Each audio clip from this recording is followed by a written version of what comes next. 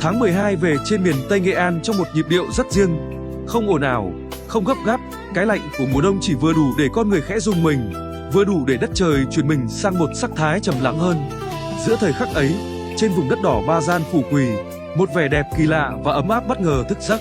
Hàng triệu đóa hướng dương đồng loạt nở rộ, trải dài bất tận, biến cả không gian thành một biển vàng rực rỡ. Đó là khoảnh khắc mà thiên nhiên như muốn nhắc con người chậm lại, nhìn sâu hơn vào đất, vào người và vào những đổi thay thầm lặng đang diễn ra nơi miền Tây xứ Nghệ. Ít ai biết rằng, nơi hôm nay trở thành điểm đến của hàng vạn du khách từng là nông trường 19 tháng 5, một biểu tượng của nền kinh tế quốc doanh những năm 1960. Có thời, vùng đất này nổi danh với những vườn cam vinh trĩu quả, từng theo những chuyến tàu vượt biển sang Đông Âu, nhưng lịch sử luôn mang theo những thăng trầm. Khi mô hình cũ không còn phù hợp, Phù Quỳ từng trải qua quãng lặng dài, đất đai có lúc cằn cỗi, nhịp sống chậm dần, niềm tin cũng phai nhạt theo thời gian. Sự chuyển mình chỉ thực sự bắt đầu khi tập đoàn TH chọn Nghĩa Đàn làm nơi đặt nền móng cho một giấc mơ mới, giấc mơ về nông nghiệp công nghệ cao, bền vững và gắn bó hài hòa với thiên nhiên. Từ những con đường nội khu thẳng tắp, những cánh đồng được quy hoạch bài bản, đến hệ thống công nghệ hiện đại vận hành âm thầm, tất cả đã tạo nên một diện mạo hoàn toàn khác cho vùng đất từng lặng lẽ này. Hoa hướng dương xuất hiện trong bức tranh ấy không chỉ như một điểm nhấn thị giác, chúng là kết quả của tính toán khoa học, của sự am hiểu đất đai và khí hậu, và của tư duy canh tác hiện đại.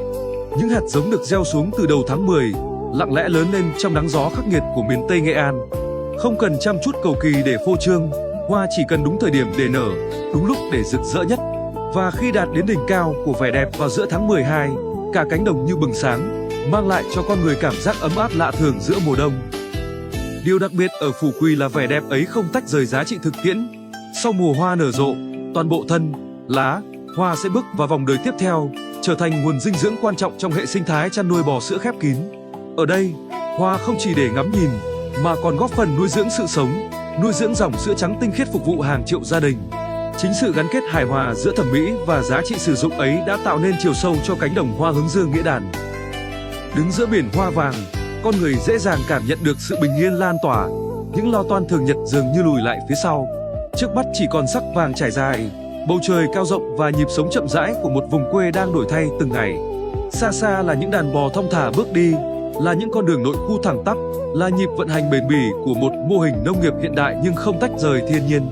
Tất cả hòa quyện, tạo nên một cảm giác tin cậy và an tâm rất khó gọi thành lời. Mỗi mùa hoa nở, Phù Quỳ không chỉ đón du khách đến tham quan, Phù Quỳ kể lại câu chuyện của chính mình, câu chuyện về một vùng đất từng đi qua khó khăn, nhưng không dừng lại ở đó. Câu chuyện về con người dám nghĩ, dám làm, dám đặt niềm tin vào đất đai quê hương và kiên trì theo đuổi một con đường dài hạn, bền vững. Cánh đồng hoa hướng dương Nghĩa Đàn vì thế không chỉ là một điểm check-in rực rỡ mỗi độ tháng 12. Đó là biểu tượng của sự hồi sinh, của niềm tin vào nông nghiệp Việt Nam trong thời đại mới. Giữa sắc vàng ấm áp ấy, người ta không chỉ mang về những bức hình đẹp, mà còn mang theo cảm giác lắng lại, cảm giác tự hào về một vùng đất Phù Quỳ đang thay ra đổi thịt từng ngày. Và nếu có một ngày, giữa nhịp sống vội vã, bạn cần tìm một nơi để lòng mình chậm lại, để cảm nhận sự giao hòa giữa con người và thiên nhiên, hãy về với Nghĩa Đàn vào một ngày tháng 12. Đứng giữa biển hoa hướng dương, lắng nghe gió đi qua cánh đồng, để hiểu rằng có những vẻ đẹp không cần ồn ào, nhưng đủ sâu lắng để ở lại rất lâu trong ký ức mỗi người.